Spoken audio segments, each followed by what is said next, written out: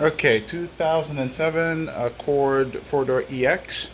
Uh, just a routine inspection. I'm gonna start. Matter of fact, let's start where we start because I did notice this. So the brake fluid, and this is not just the bottom of the reservoir because you can get deceived. But if you look at the fluid, it has a green tinge to it. That's dissolved copper, but let's get a light on the side of it here. There it is. Okay, look. The light shining on the side of it. Our light might be overpowering it now. Let's see. There we go. Okay, so you can see it's green. The green tint to it. That just means it needs to be flushed. Okay, it's one thing. Moving over to the next. You heard a clunking while driving, and if you look, this control arm should be suspended in the front by that bushing. And if we look, it's resting on the frame there because it has ripped completely through there. So you can see, sorry, you can see it's sheared right at that front web there. That's sheared completely off. It looks like it's started to shear from the other side back here. So that's not working. That lower arm needs to be replaced. And well, technically, I don't know if it's as bad, but that one's, you can see the metal of the sleeve and the bushing right in there. It's already split all the way to that sleeve, so this one might not work too well either, even though it looks like it's a little bit suspended, but it's resting on it because we have it in the air. It's supporting the wheel and tire and whatnot, but yeah, that right there, it's supposed to be a complete web holding the arm to that sleeve that's held by the bolt. We're at a quick fluid check. Let's pull the trend dipstick out. Fluid looks pretty bright red. We'll wipe it off to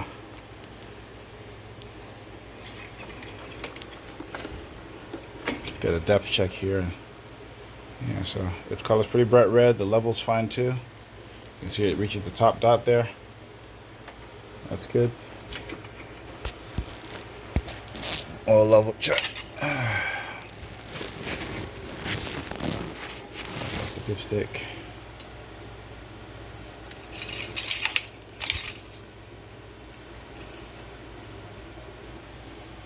Goes clean. Looks like it too reaches the top dot there. Alright, just below it. So that's fine. Fluid level is okay in there. Okay, let's cover this back up. See what we need to see here. Test the battery.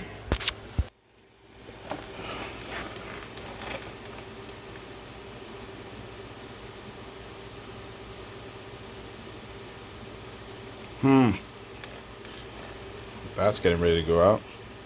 351 over 625, 1248. So this battery is getting ready to surprise someone.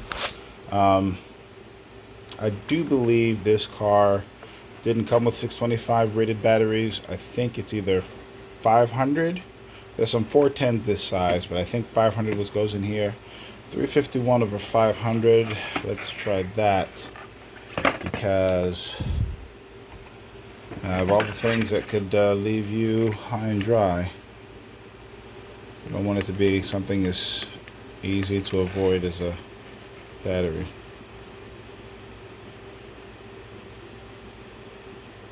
Yeah, it needs to go. Alright, so battery, control arms, brake fluid flush. Let's keep going. Alright, tire pressure check.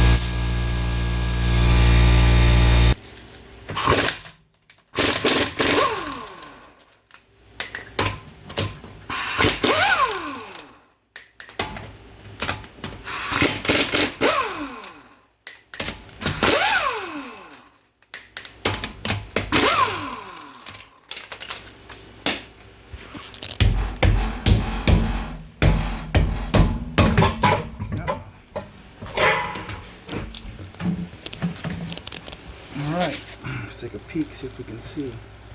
No, we can't. Let's take that off. Alright, let's take the caliper off. Need some slack, so we're going to take... Where is it? There you go, right there.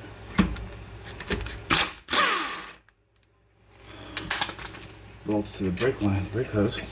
Give me some slack on the back end. Over here. Whoops.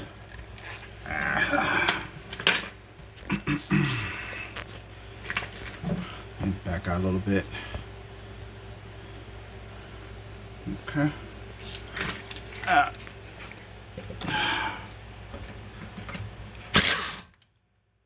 And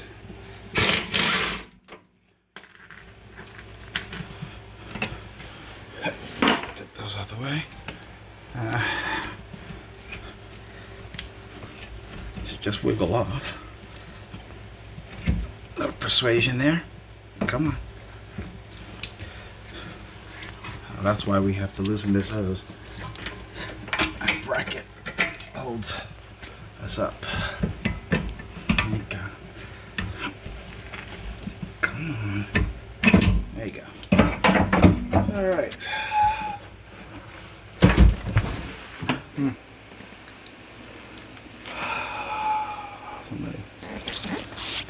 Alright, so this is not as bad as the other side, which I'll show you in a minute. Take a look at why. So we still have some material on this brake pad. Alright, so here's the driver's side. Outdoor pad seems to be doing pretty well. Take that off. Outside pad anyway. Alright, but the inside pad is on the indicator. And I think I know why. It seems like it's jammed in there, so if the caliper released, it was stuck applying pressure to the pad, so probably got rust jacking going on. Some rust jacking there and there, got it stuck. So let's pry it away. Alright, so we got it pried away out of there. And touching the indicator there, shiny end of the indicator, this piece, is what's making that horrendous noise. Pad's pretty much worn away, and you can see the rust where it was sticking in the caliper, so we'll have to clean these shims, probably even under them, get all that rust out of there, lubricate it. Let's look at the inside of the rotor, because I've got to measure this, and there's a lot of rust on the inside. It might get in the way of our measurements, but it looks clean. It looks clean there. Alright, so we'll measure these rotors, and then if they're okay, we'll resurface them. Alright, while not the most accurate tool to use for this particular measurement, it is sufficiently accurate to let us know what we're dealing with. So these rotors come new at 9mm. They're recommended to be replaced at 8. That's 0.315 inches, and so we're at 8.89, which is good. Now, I know some of you saw the rust on the edge there. I put the flats of the caliper kind of past that. So even if I was 8.5, we still got some meat to resurface off of this so we can reuse these rotors. So, we'll take that bracket off, clean it up, get some of this corrosion buildup off this rotor, and then chuck it up in the lathe and resurface it. Alright, so there's a lot of corrosion that was in the head of these screws that hold the rotors on, and clear that out just so the impact bit can get in there. Now I'm hoping that, well, I kind of know what that's supposed to do is to shake that screw loose of the rust that's holding it there. But what happens is, as you hit it and this twists, a lot of times if nothing happens, you twist the screw bit that you're using off. So I kind of already know that they're not going to budge, so we bring out the big boys here. What we do is put that in there, a little bit more heat on that, and then try and break them loose that way. And it broke it loose, but you can hear it. That was not gonna come off with that regular impact driver. I've seen a lot of different tips and tricks online. If you're not careful with this screw, you will snap the head off, and then, I guess just drill the rest of it out so you can clear the rotor. I don't feel like going through that hassle today, so this is what we're using. I'm gonna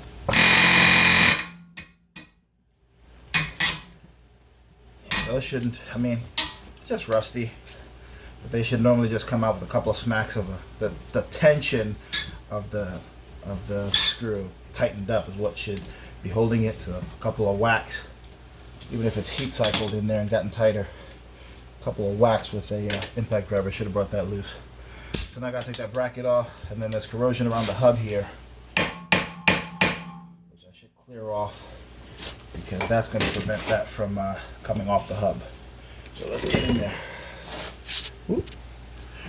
All right, so let's chip some of this way.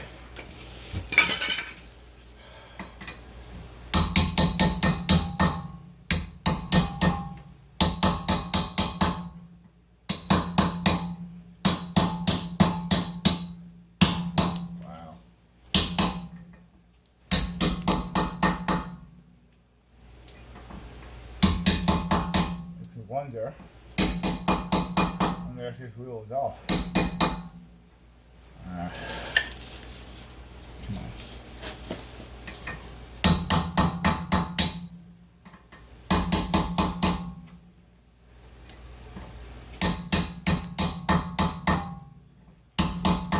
Safety squints engaged.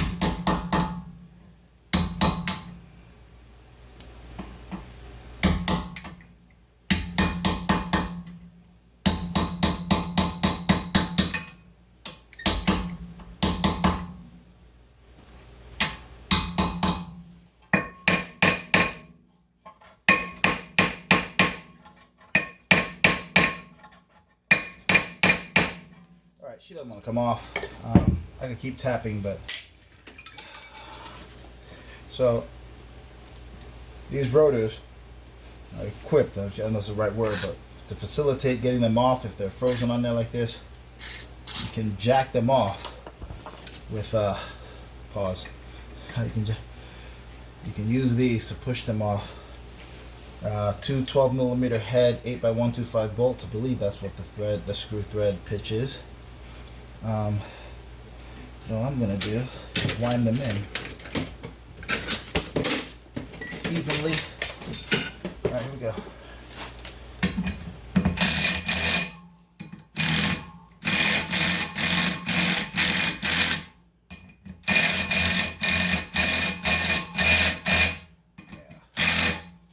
Tighter. What that'll do. Alright. Come on. I'm just going to wind them evenly. And what that's doing is pushing off of the hub. And there should be a loud pop at some point. Or we'll be unlucky.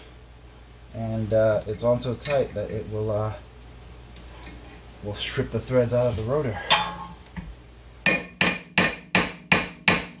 Force there, I like to help them along.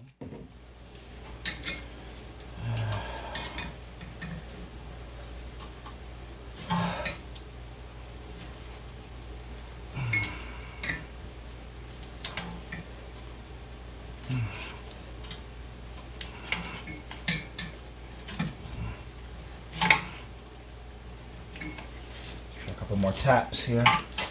There you go. That's it.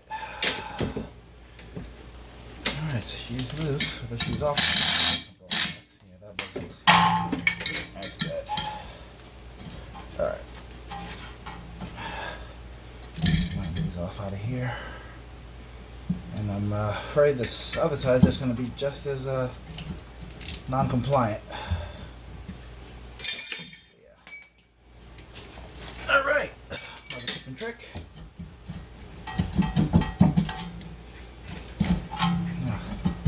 Don't get me wrong.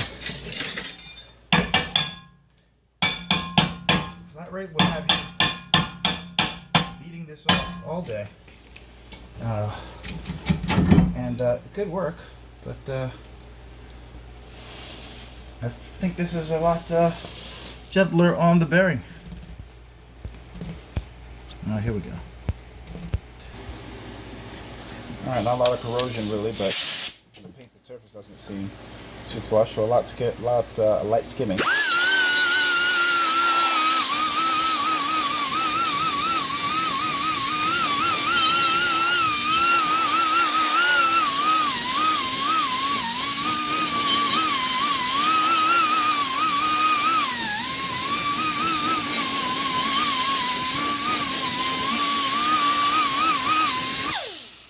On the back. No paint here, just random buildup.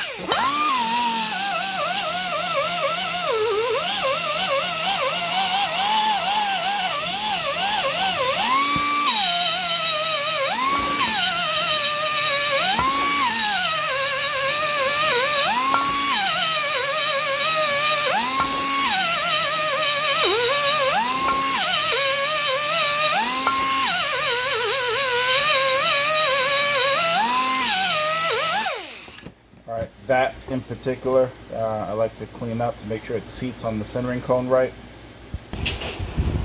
Alright, so we got the rotor chucked up in the lathe, got the bit set. I'm going to start.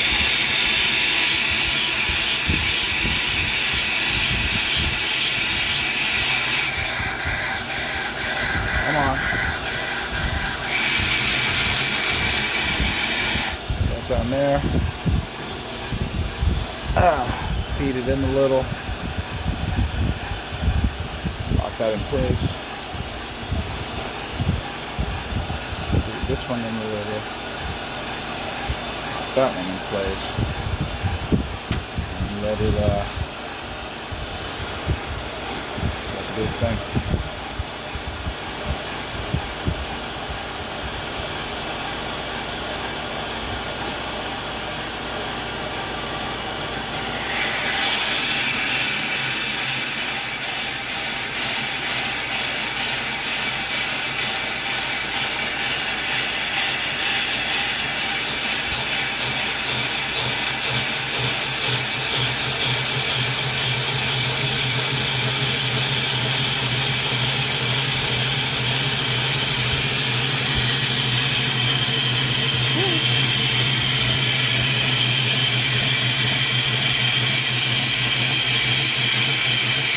This isn't commonly done anymore.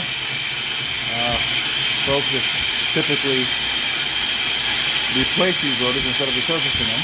But this will give a true surface within the usable life of the rotor.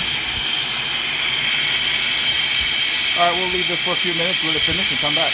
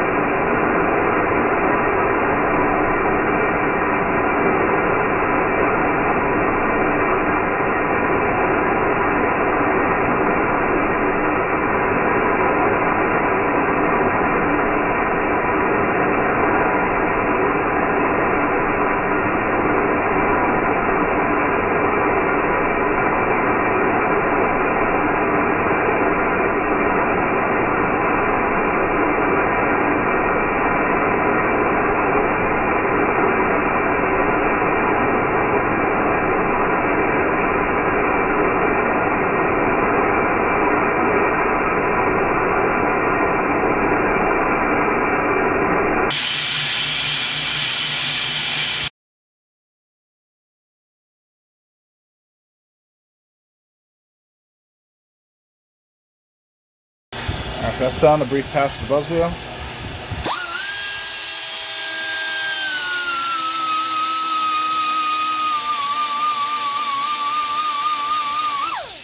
To knock the ridges off the top of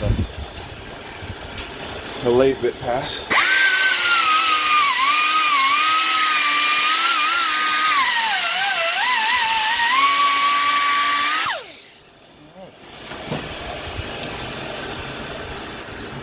Non-directional finish, much. There we go. Butter. Alright, now let's put this back on the car and prep the brackets. Alright, just to help me or the next guy who comes through here, I've sprayed WD-40 in the screw threads, and then I've put a little grease on these bolts. Alright, keep corrosion at bay and facilitate getting them loose next time. And when using the impact driver, just hear it hit home and stop. That's it. It doesn't hold the world together. Just holds the rotor on the hub. So now we go clean this bracket. Alright, so I'm just going to use this guy. I mean, if you have a wire brush, you could get in there and do that. But, and some of these shims, the way they're designed with springs and whatnot, you can't use this.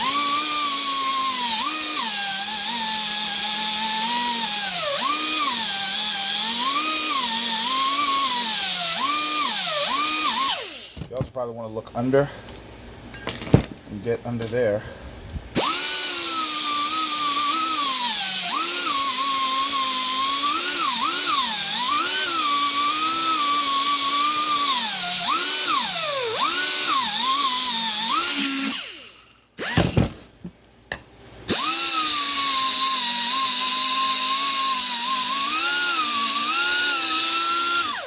Get in there. So now get the rust buildup off, because it's a game of millimeters in this case. Micrometers.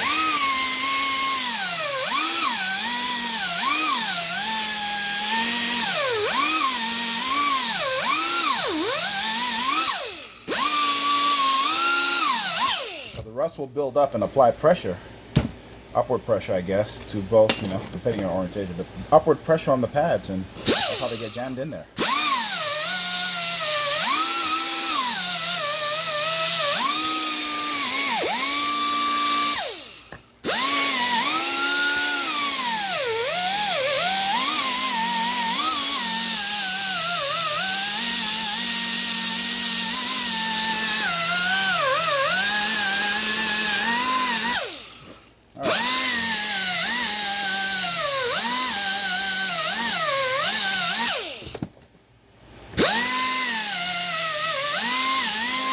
Come on.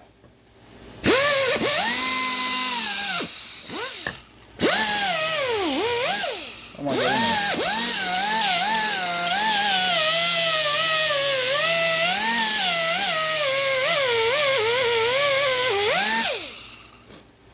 All right.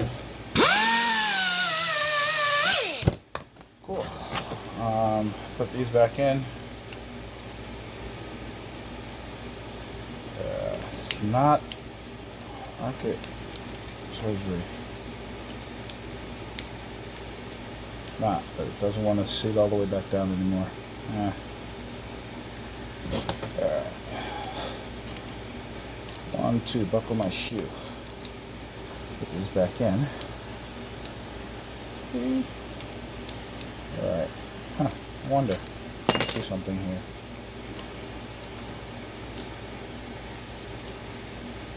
That's why. They didn't come from that side. Yay. Conditioned. Alright, so I'm going to put some brake lube here. Alright, help the pad slide. Going to help against corrosion. Not too much. I put a little bit too much there, but I'll wipe it down, smear it around. Okay. High temp, so I don't have to worry about. Oh, and also these guys, want to get these guys out. That guy's going to need reconditioning. Look at that. It's supposed to slide freely. It wasn't doing that. Didn't even want to come out just now. So let's take this boot off. I have to go in that hole and clean that out too, but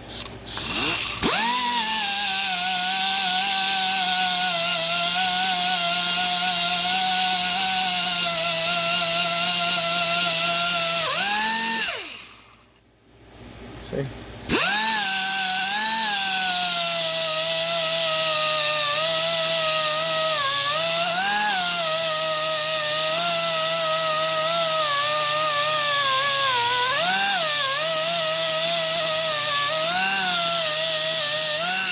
So this is the side that was that had the inner pad that was worn. Okay, yeah, this is why. Should have looked at this earlier. All right, we got to pause now because this got to go in the vise and get taken out. All right. All right, so I chucked this up in the vise, got it tight in there, and what's going to happen now? That's the one I didn't move. All I do is I take a 1/2-inch gun, put my 1/2-inch gun on there, and then just spin it.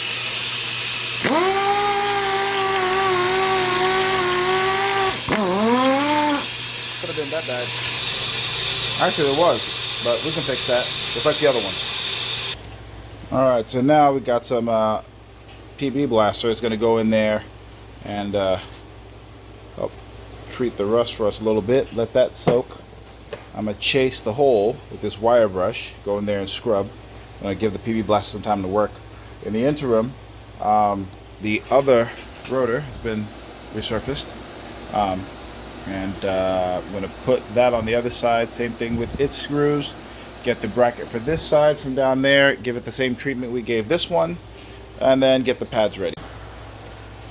Woo! I don't know how well that's going to show up in there, but did the other side already. You might see a little rust, rusty PB blaster draining into the old drain here. But the other side also had, that's the, I don't know, top or bottom one seized, and you can see the rust in the PB blaster.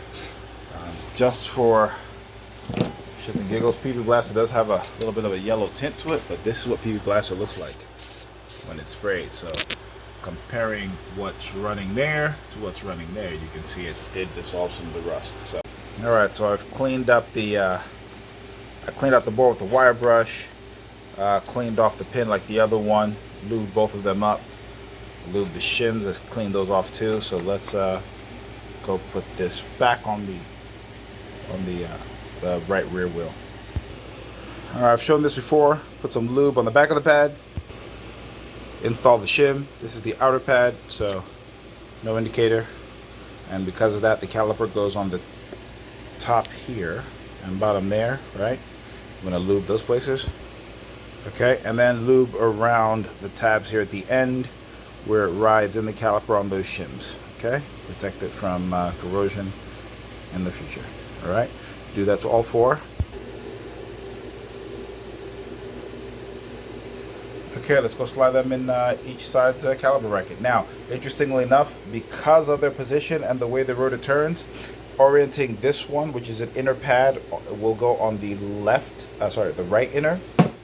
This one will orient this way on the left inner. I gotta watch where my fingers are touching here. And then these are the outer pads regardless. The outer pads on these have shims while the inner ones don't, because the inner ones have this lug that I will show you its purpose when we get back down to the wheel. Alright, here we go. So those lugs I was talking about back there on the pad there, they fit into the slots in the caliper piston. Now that is to keep that piston oriented north-south, which helps the parking brake mechanism ratchet so that the parking brake is always indexed to the position of the pad when it's applying pressure.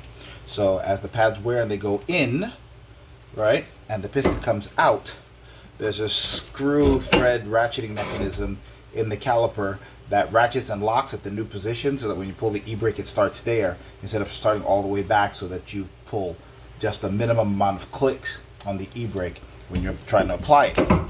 So now that the pad's all the way out, we've got to screw that all the way back in, but as you can see I'm having trouble with it because it's stiff in there. Who knows when the last time the pads were put on had to be done, but I don't know when that was.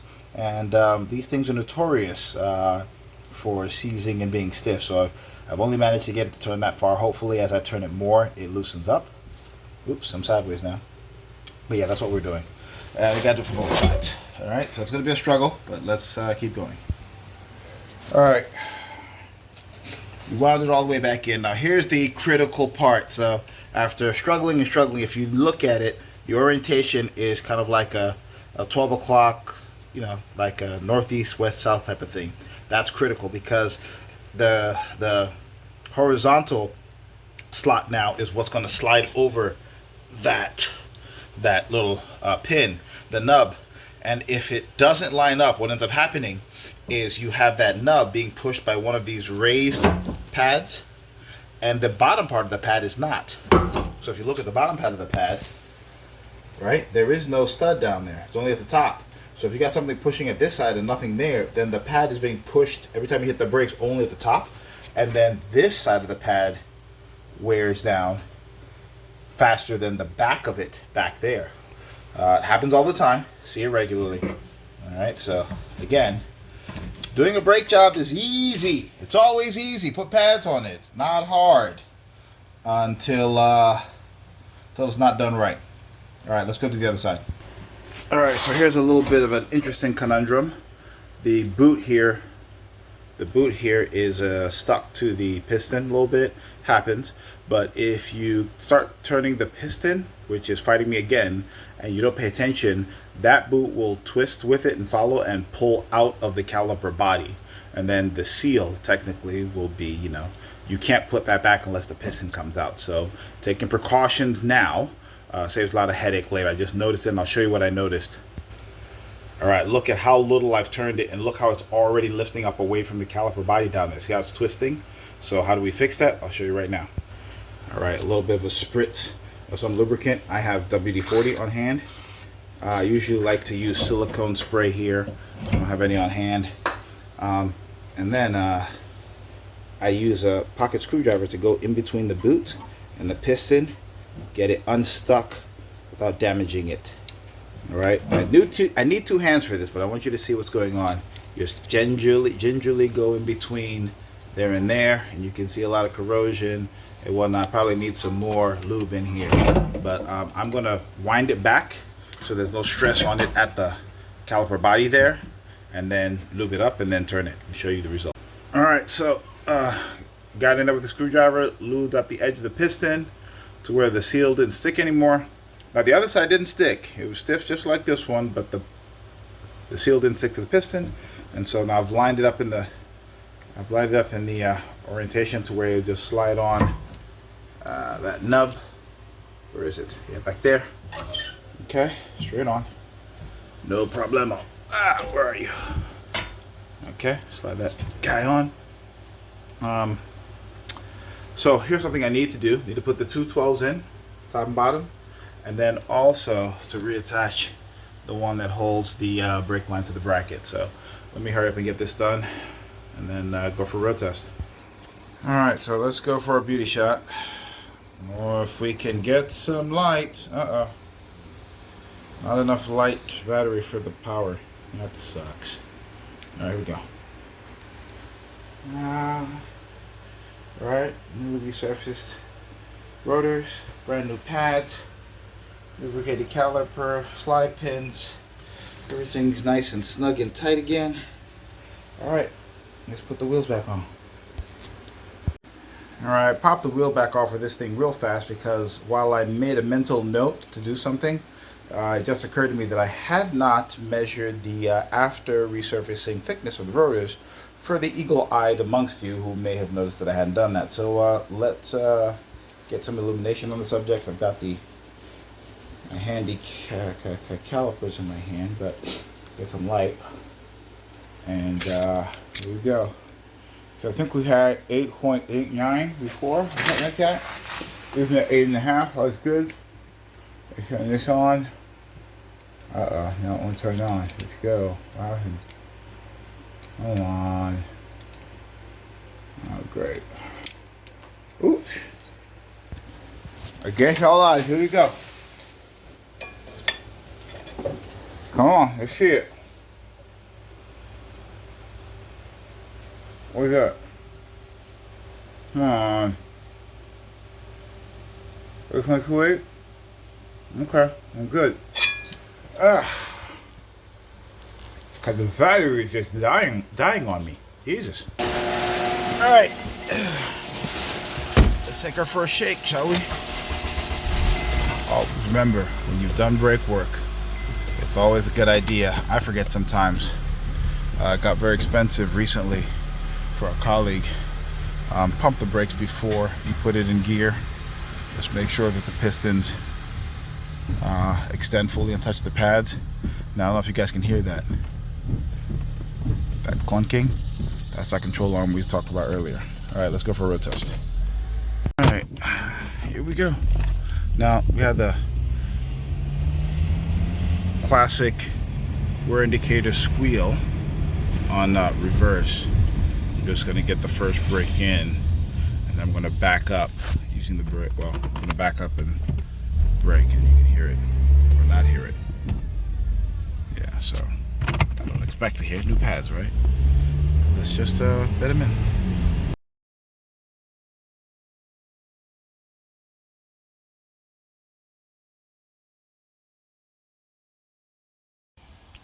Okay, so we're back from the road test, and as you can see, this was just a simple brake job, a simple rear brake job. Doesn't take a lot to do. It does take a lot to do right, especially when there are a little bit of complications here and there, especially when it comes to rust. I know for a fact that under certain circumstances, this car would have gotten new rear rotors, new calipers. It just would have been a complete money pit, you know, because of what those things would have cost. And did it need them? No.